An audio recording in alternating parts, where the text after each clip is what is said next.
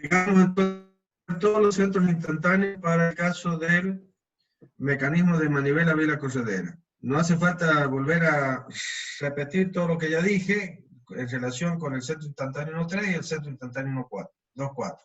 Es exactamente lo mismo, lo único que hemos hecho es determinar los centros instantáneos. Bien, ahora vamos a aplicar estos conceptos a la determinación de las velocidades.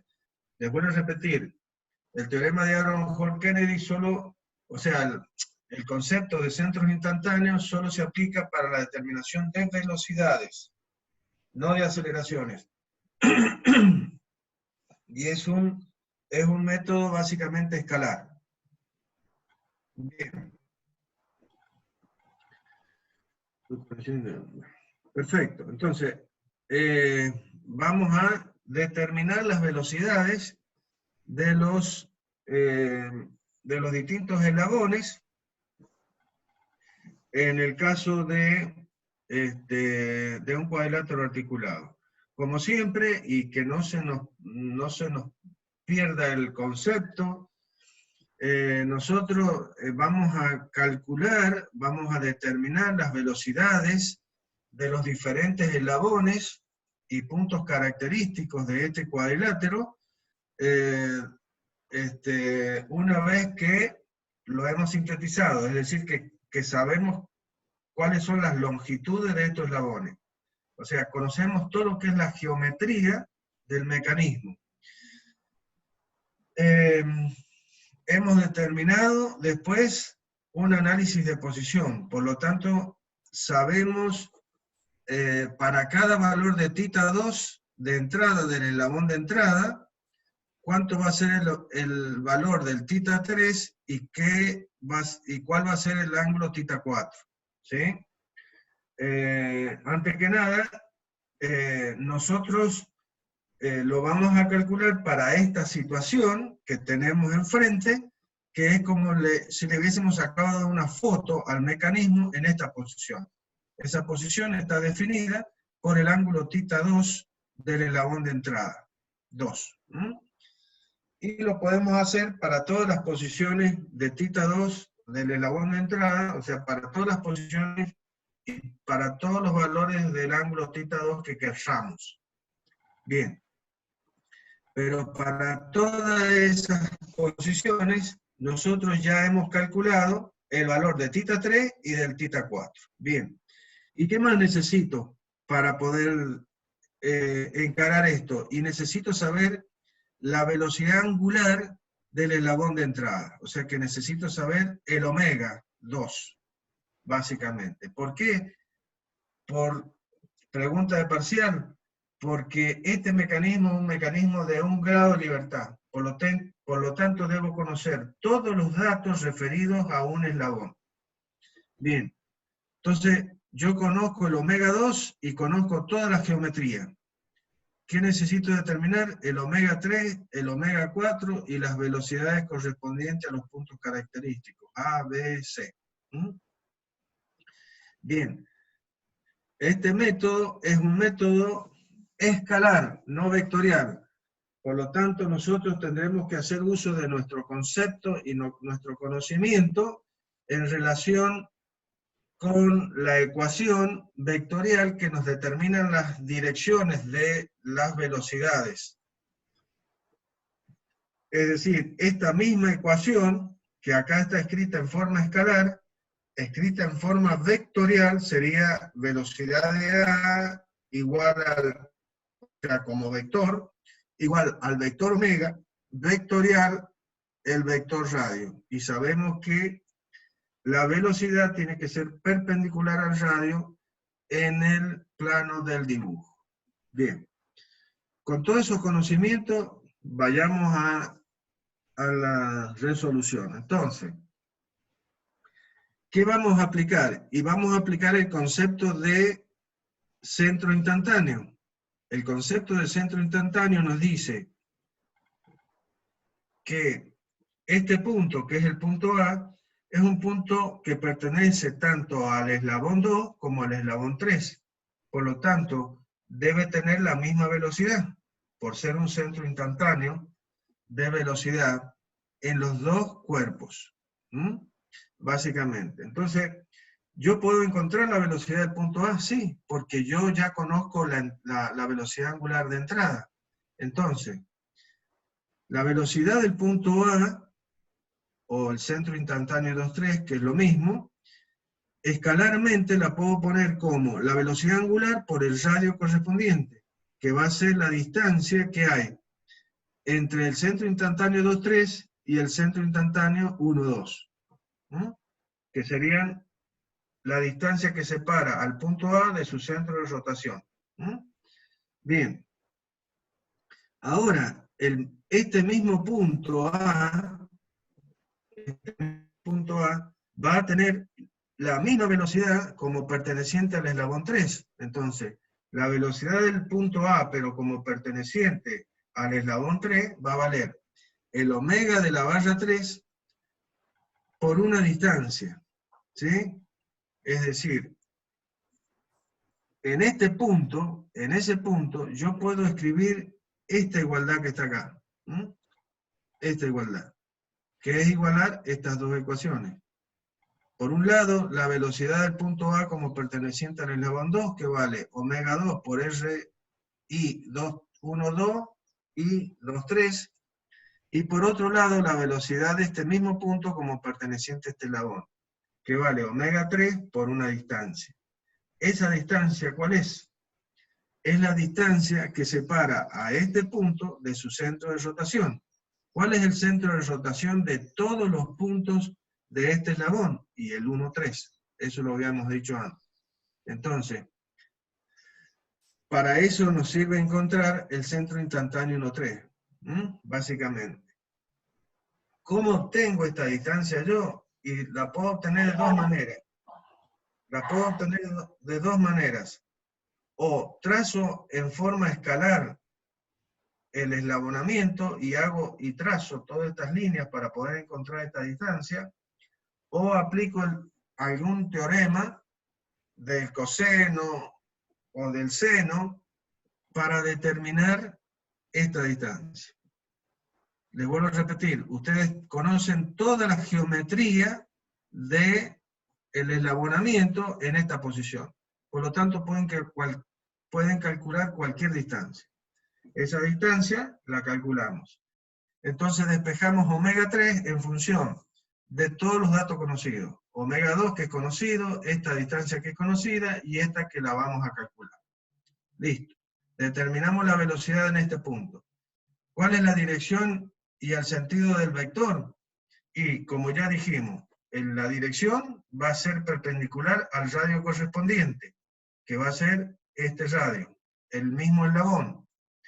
Y el sentido de ese vector, velocidad, va a estar indicado por el omega. Si el omega es antihorario, será un vector hacia la izquierda. Si el omega es horario, el vector será hacia la derecha. Bien, una vez que yo conozco la velocidad en el punto A, ahora me voy al punto B.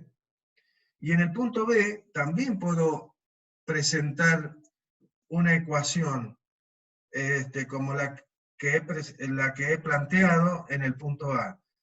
Porque en el punto B también es un centro instantáneo de velocidad, en el cual se cumple que la velocidad de este punto B como perteneciente al eslabón 3 tiene que ser igual a la velocidad del punto B como perteneciente al eslabón 4.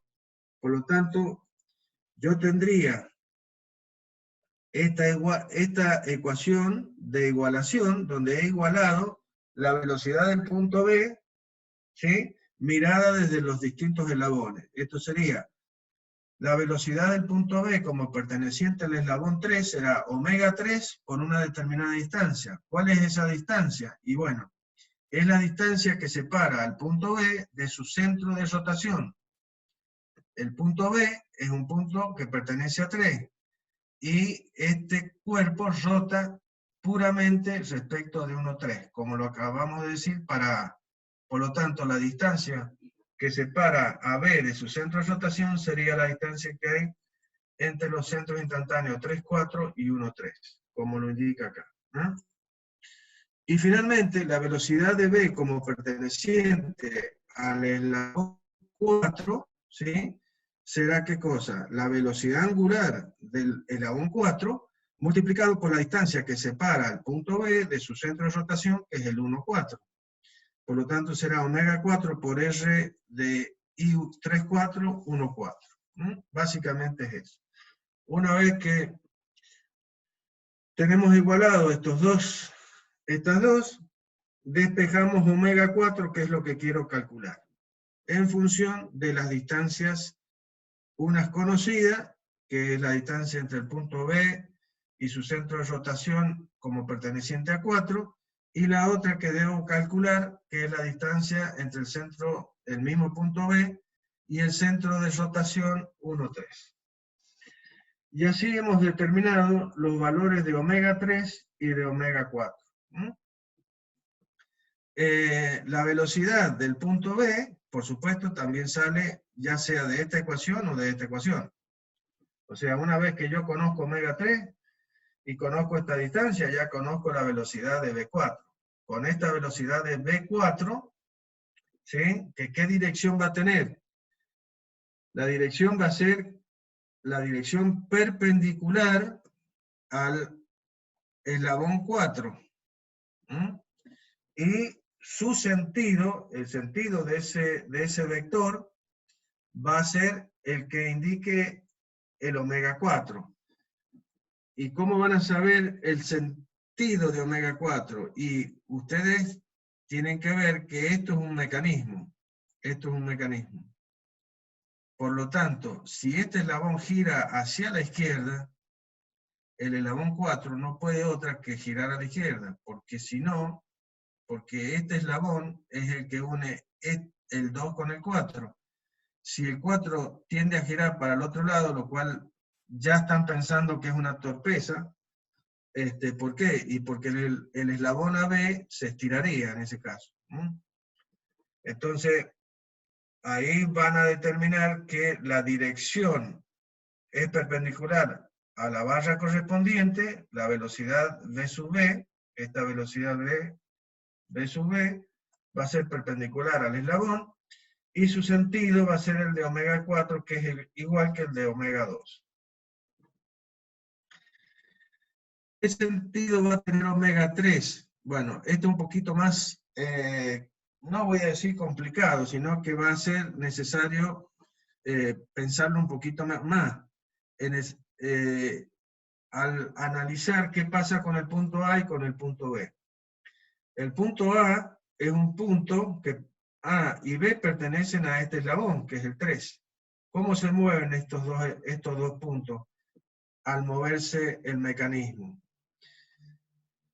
Entonces, fíjense, el punto A va rotando hacia la izquierda y aún no ha llegado al máximo, de su elevación, digamos así. ¿Por qué?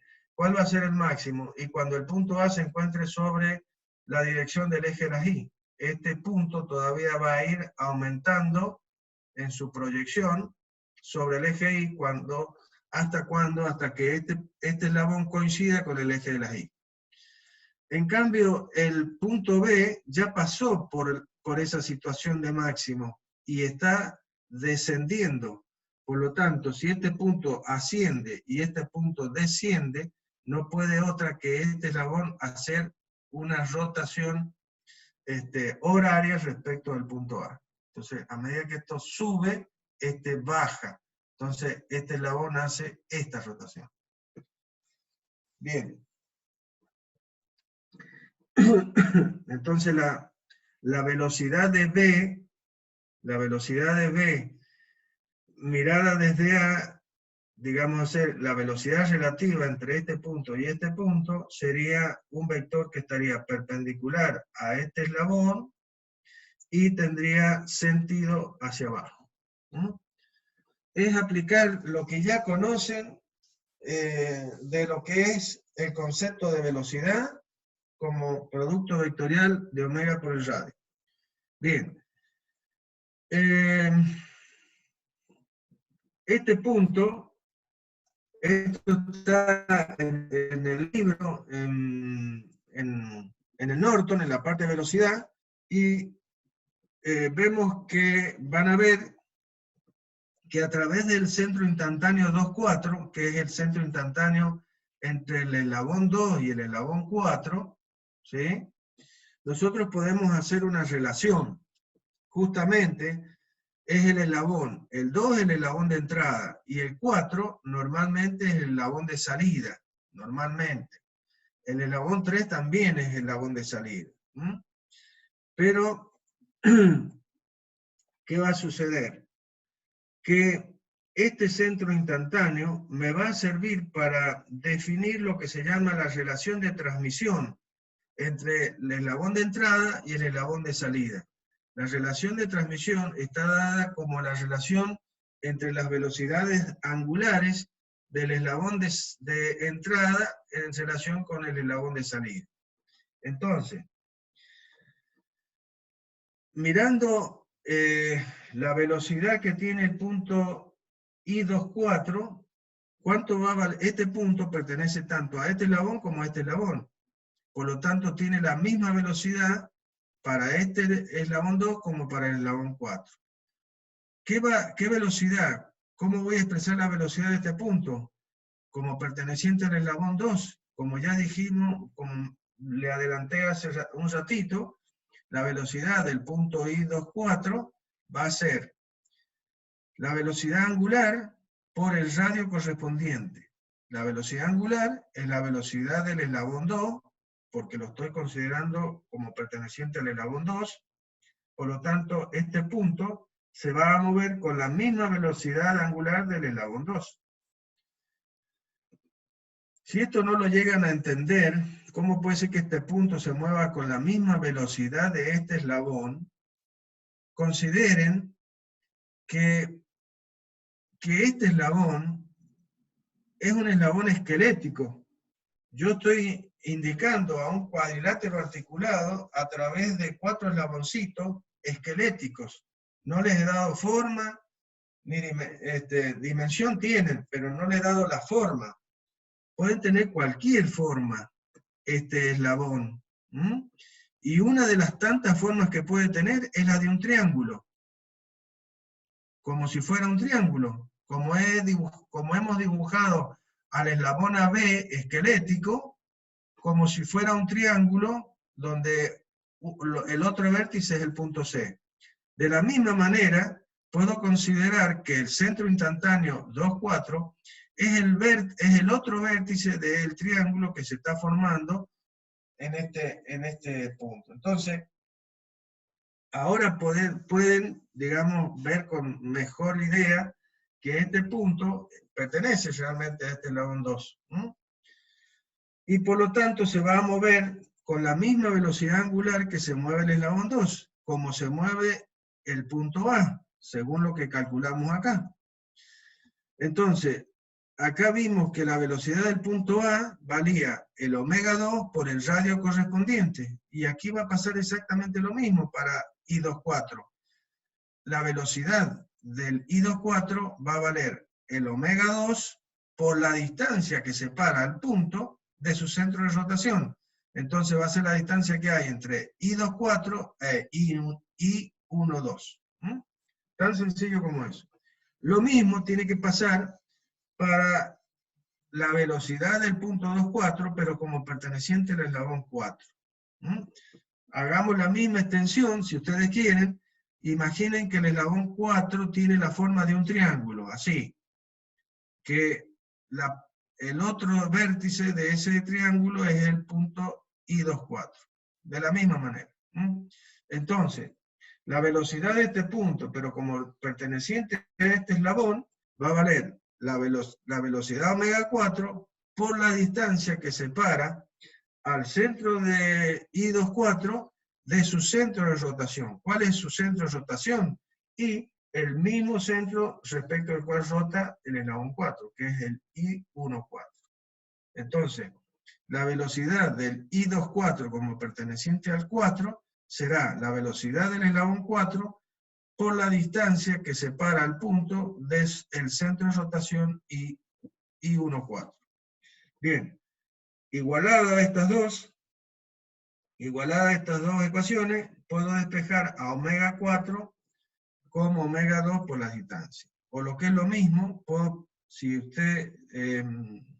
ponemos omega 4 sobre omega 2, o sea, colocamos la relación omega 4 sobre omega 2, vemos que es esta relación de velocidades angulares de salida versus la de entrada, es dependiente de unos radios, o sea, de dos valores geométricos que son los radios que separan al punto de sus centros de rotación. Esta misma ecuación, o mejor dicho, una ecuación parecida,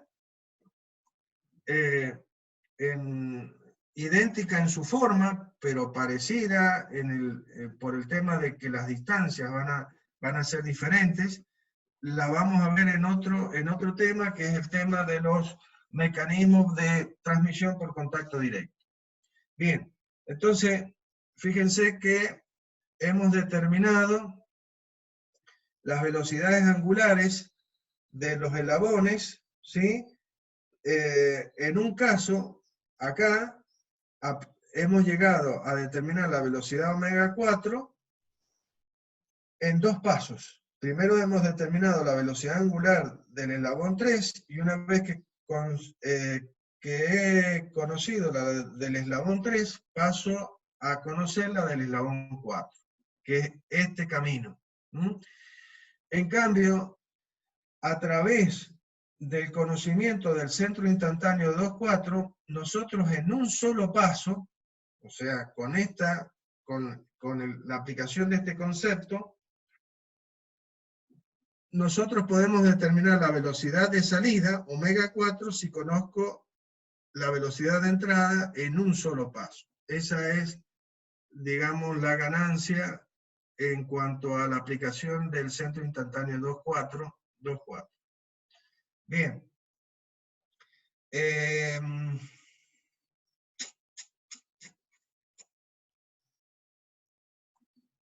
Y la del punto C, que me estaba yendo, la velocidad del punto C, directamente, una vez que yo conozco la velocidad omega 3, que la he conocido en este paso, omega 3, si yo determino la distancia que hay entre el punto centro instantáneo 1,3 y el punto C, multiplico omega 3 por esa distancia y obtengo la velocidad del punto C. O la de cualquier punto que yo necesite que esté asociado al eslabón 3. La del eslabón 4, conocido omega 4, midiendo la distancia que hay entre el punto en cuestión, cualquiera que yo elija, supongamos que hay un triángulo acá también, y el otro vértice es el que me interesa, conocido omega 4, determino la distancia entre el punto en cuestión y su centro de rotación, inmediatamente conozco qué velocidad angular, qué velocidad lineal tiene ese punto característico. O sea que es simple. Bien. Y con el tema del el mecanismo de corredera aterrizada, esto no vale para el caso de corredera flotante, es exactamente lo mismo. O sea que vamos a aplicar exactamente los mismos conceptos. Yo conozco la velocidad angular de esta barra, entonces puedo conocer la velocidad del punto A. ¿Sí? ¿Cómo qué? Como la velocidad por el radio correspondiente, y todo lo conozco. Ahora, este punto es un punto que es un centro instantáneo, por lo tanto tiene la misma velocidad que en ese punto para el eslabón 3. Entonces, en ese caso, la velocidad de este punto, como pertenece a 3, va a valer omega 3 por la distancia entre el centro instantáneo 2,3 y el 1,3. Lo mismo, exactamente lo mismo. Igualamos, despejamos omega 3. Una vez que yo tengo omega 3, y ya es sencillo determinar la velocidad del punto B, porque la velocidad del punto B es un punto que pertenece al eslabón 3. Por lo tanto, ya conozco el omega 3, y determinando la distancia entre el centro, entre el punto B y su centro de rotación, que es el 1,3, determino la velocidad correspondiente. En este caso pasaría lo mismo. Si la manivela está girando en sentido antihorario y la velocidad del punto B, o sea, la corredera, se estaría desplazando hacia la izquierda, básicamente. Si fuera horario, y la corredera se estaría desplazando hacia la derecha. Y luego, la velocidad del punto B como perteneciente al eslabón 4, ¿qué hace el eslabón 4? Y hace traslación pura, es como que está rotando respecto a un punto que se encuentra en el infinito. Por lo tanto, la velocidad angular, omega 4, de ese eslabón infinitamente largo, es 0. ¿Por qué? Y porque ese eslabón es una corredera que se está trasladando. Bien. Esto es la aplicación de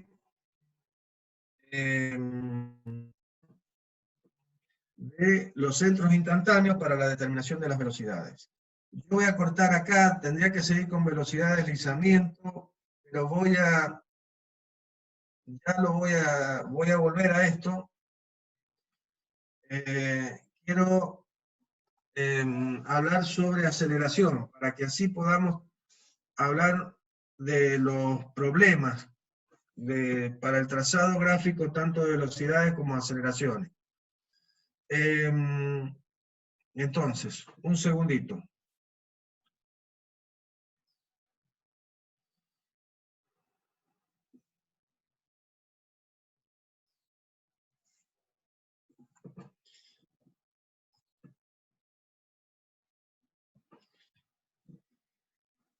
Bueno, para el análisis de aceleraciones va a pasar exactamente lo mismo. O sea, yo necesito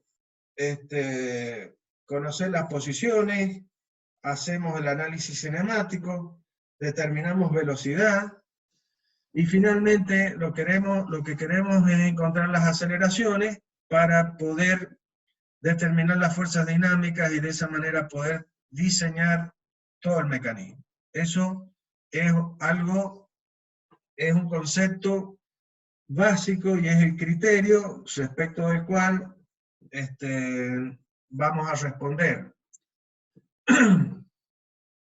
Ahora, como pasa con la velocidad y como pasa con la posición, en las aceleraciones también tenemos la posibilidad de resolver los problemas utilizando un método gráfico o a través del método analítico, planteando las ecuaciones de lazo vectorial.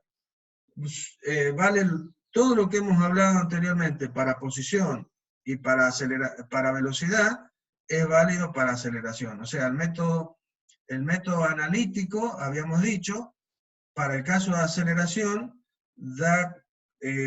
nos resultaría en una aplicación de una ecuación, básicamente, que resulta de derivar la ecuación de posición, volverla a derivar la ecuación de posición, perdón, una vez que la obtenemos, que es lo que cuesta encontrar la ecuación que nos da la posición, pero una vez que la tenemos, derivando ya tenemos la velocidad, y volviendo a derivar ya tenemos la aceleración. Bien, y eso conforma el método analítico. En el caso del método gráfico, también, una vez que nosotros encontramos la posición, definimos la posición, o sea, encontramos los θ en forma gráfica, que es muy sencillo, es muy trivial, como dice el libro, muy simple, podemos seguir haciendo trazados para determinar velocidad y finalmente la aceleración, lo cual complica la situación a medida que nos vamos avanzando. O sea que la determinación gráfica de aceleración nos lleva un poco más de trabajo, bastante más trabajo, ¿no? Pero que también se puede hacer.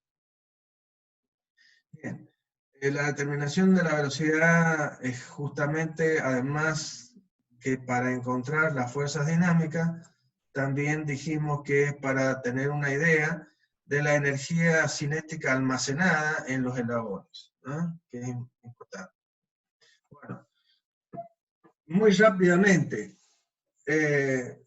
ya sabemos todos que la aceleración será la tasa de cambio de la velocidad con respecto al tiempo, y que tenemos velocidades angulares, aceleraciones angulares, perdón, que son básicamente la variación de la velocidad angular en el tiempo, y aceleraciones lineales, que será también la variación de la velocidad lineal en el tiempo. Bien. Si nosotros tenemos un eslabón, lo mismo que vimos para velocidad, si nosotros tenemos un eslabón que está rotando respecto a un punto, y este punto es un punto del bastidor, como es el punto A, es decir, uno de los nodos de este eslabón binario es el punto A, que es el punto de articulación con el bastidor. Y el otro nodo es el punto P, y es el que quiero determinar la velocidad de este punto, rotando respecto del bastidor. Entonces, para el análisis, básicamente hemos hecho coincidir al origen del sistema global en el punto de articulación, o sea, en el punto A. Bien, entonces, este eslabón está girando con una determinada velocidad angular omega y con una determinada aceleración angular alfa. Y el eslabón, perdón, disculpen. Y el eslabón estaría representado por un vector posición RPDA, es decir, comienza en A el vector y termina en P, RPDA. P visto desde A, RPA, que va a ser igual al módulo de ese vector por E a la J tita. Esta sería la forma polar compacta, polar compleja, compacta, de expresar a este vector, posición. P longitud, magnitud del vector. Bien.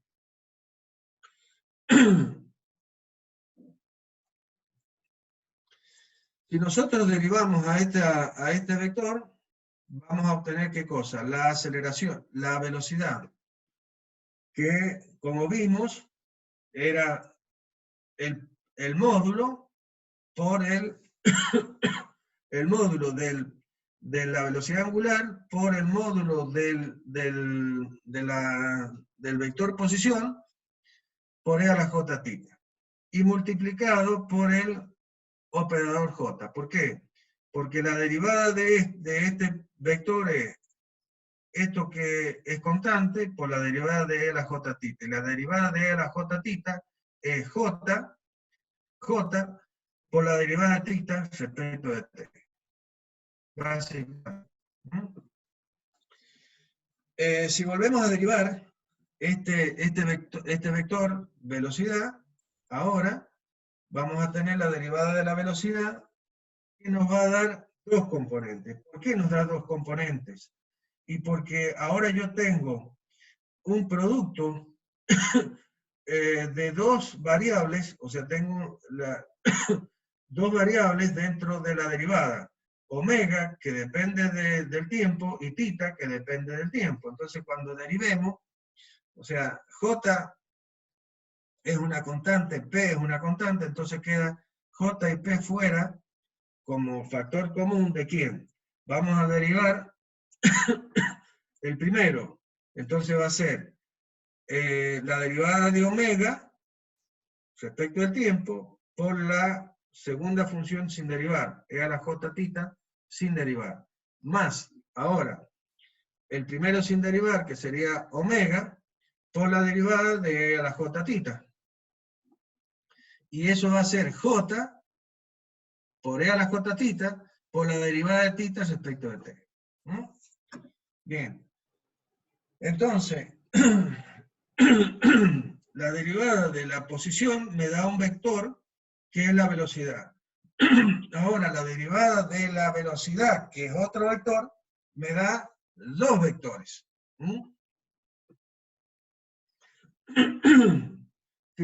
Si nosotros introducimos J por P dentro del paréntesis, ¿qué vamos a tener? Vamos a tener J por P, JP, por la derivada de omega respecto al tiempo, que ¿quién es derivada de omega respecto al tiempo? Alfa, la aceleración angular. Entonces, al introducir JP, hacer la distributiva con este término, obtenemos este término que está acá, que es P por alfa por J por E a la J tita. Al introducir hacer la distributiva con vamos a tener J por J, que es J cuadrada. J cuadrada. Por P por omega, por la derivada de tita respecto de t, que es omega. Entonces vamos a tener omega cuadrado. J por J es J al cuadrado, es la raíz de menos 1. J es la raíz cuadrada de menos 1 al cuadrado. Por lo tanto queda menos 1. Por eso tenemos el signo negativo. P por, y este término será P por omega al cuadrado por E a la J tita. ¿Y quién es este término? Este término es lo que ustedes ya conocen como la aceleración tangencial de PA. Este término que depende de quién? Del radio, o sea, del valor del radio que le hemos llamado P, el módulo P, pero sería el radio, por la velocidad angular, ¿sí? Esto conforma la aceleración tangencial. Y este término, que depende del omega, de la velocidad angular, con que rota, elevado al cuadrado por el radio, esta es nuestra aceleración normal.